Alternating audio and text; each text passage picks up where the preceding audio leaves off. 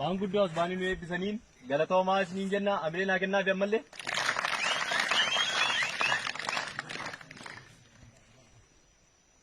Haasawaa gabaabaa dhimma warra eebbifameenis kan wal qabatu dhimma uummata naannoo kanaa bu'aa bahii hedduu keessan wajjin darbeetiinis kan wal qabatu jaal abbaa qalaadiitiin iddoo kanatti isiniif dhiyaata. Kabajaadhaan abbaa qalaadii gara waltajjiitti dhiyaatee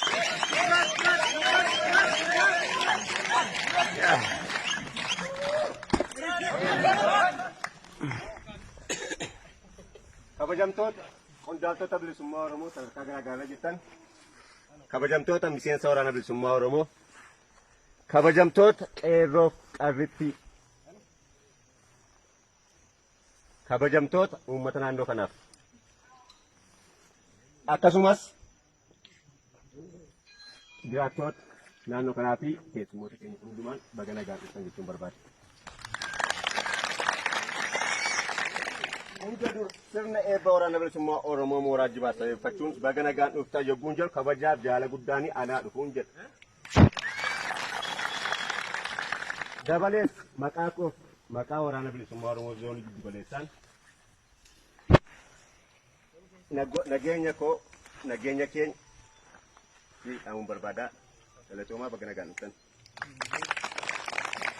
Akkuma beekamu jaarmiyaan keenya waggoota hedduun dura waggootawwan qaalii Oromoo kana cuuccaaf dhiittaan sirna garboomfataa irra ture.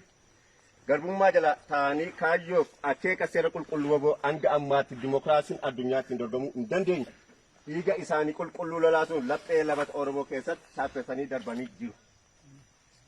Sirna sadarkaa dimokiraasiin waboo yeroo ammaa irra ga'ee jiru qaama biyya bulchuuf jiruuf yaaddoo ammoo uummata keenyaaf gammachuu daangaan ta'an uumee jira. Har'a akeekni qabsoo mooraa bilisummaa Oromoo har'a akeekni qabsoo mooraa bilisummaa Oromoo kan jaarmiyaa uummatni Oromoo akka lubbuu isaatti jaallatu wabootiin talgamuun falmaadhaa kan inni jiru fedhiif hawwii namoota muraasa guutuu adeemaa jiru tun ta'an garbummaa qolee saba isaarraa rarreerraa buusuufidha. Sabni keenyas akka sabaatti kaayyoof akeeka qabsoo bilisummaa Oromoo irraa barbaadu kaffalee kaayyoof akeeka waboo jalatti qabatamaatti dhiiroon imala qabsoo waraana bilisummaa Oromoo milkeessuu irratti argama. Carraa kanaan jiraattoota uummata naannoo kanaa argamtan galateeffachuun barbaada.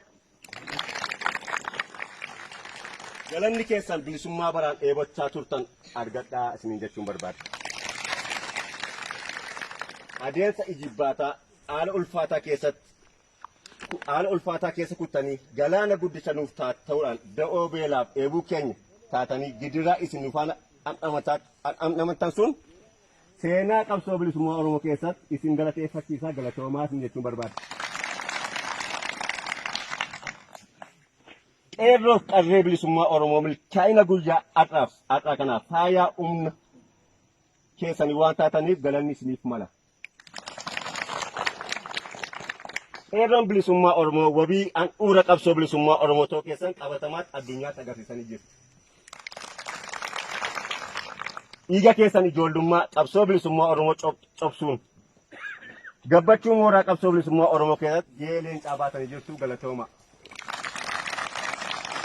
Har'as qabsoon bilisummaa Oromoo galfata isinitti kennaa jirti. Har'as qabsoon bilisummaa Oromoo galfata guddaa isinitti kennaa jirti. Amma Oromoof Oromiyaan walummaa bilisummaa ishee gonfatutti ifaajjii keessan har'a akkuma kaleessa daran waan barbaachisu qabsoo eegaltan jabeessaa jechuun barbaada. Akkasumas leenjistoonni waraana bilisummaa Oromoo qeerroowwan akka xiyyaa balali'an leenjisuun har'a eebbaaf geessisaniitu uummata Oromoo bira oolmaa qabeenya addunyaa kan bituu hin dandeenye tultanii akka jirtan quba qabaadha. Seenaanis hojii boonsaa isin har'a dalagdan galmee irratti qalama warqeen tarree goototaatti hayyoota qaqqaalii gidduu lamaanitti katabdee dhalootaaf ol keessa. Mooraan qabsoo bilisummaa Oromoo itichuu keessatti isin adda dureedha galanni keessan bilisummaa ta'uunis ni jedha. miseensonni waraana bilisummaa Oromoo mooraa leenjii keessatti argamtan milkaa'inaa faayyaa sagantaa kanaa ta'uun jalqabarraa kaasee hanga guyyaa eebba kanaatti shoora isin taphattan daran olaanaadha.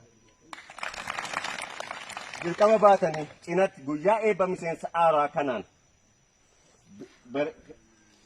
miseensa haaraa waraana bilisummaa Oromoo bareechuuf olii gadi fiiguun haala kan mijeessitan hundi galata seenaa waraana bilisummaa Oromoo irraa qabdu galata argadhaa jechuun barbaada. Miseensonni waardiyyaarra turtan nuffii tokko malee dadhabee utuu hin jeein beelee utuu hin jeein adunnatti bee utuu hin jeein dandeessanii guyyaa kana waan geessaniif isinis galata guddaa isinii malaa jechuudha. Akkasuma waraanni bilisummaa Oromoo dirqama adda addaa fudhatanii wanta kana miidhagsuuf walii gad fiigaa turtanis galata argadhaa jechuun barbaada. Leenjiin kun haala miidhagaa milkaa'inaan xumuramuu qofa utuu hin taane jalqabaa yaada leenjichaa irraa kaasuun mooraa leenjii waraana bilisummaa Oromoo keessatti wal dhaga'uuf waliif abbamuun waliin mari'achuun wal qajeelchuun jaallanni waliin hojjechaa turre lafee dugda sagantaa kanaa cichoomni murannoo keessan daboonsiraa galata argadhaan jedha. Walumaa galatti eebbifamtooti keessummoota qeerroo bilisummaa Oromoo kan hin jechuu barbaadu uummanni keenya golawwan dachee Oromiyaa keessatti garbummaa xumura gochuuf adeemaa jira. Akka laayyootti kan ilaalamu miti. Uummanni keenya dadhabee beelee dheebodhu utuu hin jeein nuffii tokko malee galgalaaf ganama waraana isaa akka qaroo ija isaatti kunuunfachuuf faana dhaabbachaa ture ammas irra deebi'ee galata argadhaan jedha. Har'a impaayera Itoophiyaa raafamaa hawaasaaf dinagdee siyaasa amaan butamtee jirti. Sirni abbaa irree kan siyaasni warra abiisni harkatti tortore siyaasa ofii tolfachuuf jecha nagaa guutummaa biyyattii dhorkee gooluutti argama. Waraanni keenya siyaasa tortoraa ajaan isaa uummata biyyattii goolaa jiru kana hundeen urjifachiisuuf gogsuun fardiidha. Nuti akka jaarmiyaatti qeerroof qarree akkasumas uummata qabannee walabummaa bilisummaa Oromoof Oromiyaa mirkaneessuuf malee Itoophiyaa kuufte gangalchuun lubbuu toruuf miti. Har'a woboon adeemsa ajaa'ibaarra jira. Kana booda humni dandeessa dhaabu hin jiru. Kanaaf uummanni keenyas ta'e qeerroof qarreen bilisummaa Oromoo akkuma kanaan duraa barame waraana isaaf jedhee ganna beelaan boon ammoo dheebuun waadamee isa jiraachisaa jiru kana cina dhaabbachuun ammayyummaadha. Eebbifamtoota har'aaf dhaamsan aan barbaadu kaleessa qeerroo yeroo qeerrummaa keessanii dirqama Oromummaa harka keessan duwwaa amlee guutuun baachaa turtan. Har'a immoo mooraa woboo seentanii ogummaaf gowwummaa argattan dirqama lammummaa amlee guutuun baachuuf irbuu yookaan amaanaa saba ofii fuutanii obsaaf murannoof kutannoon akka galmaan geessan abdii saba keessanii isinirraa qabu akka milkeessan isiniif dhaama. Umarratti eebbifamtoota guyyaadhaan baga geessan akkasuma uummati keenya immoo baga gammaddan baga waliin gammannee galatoomaa ulfaadha.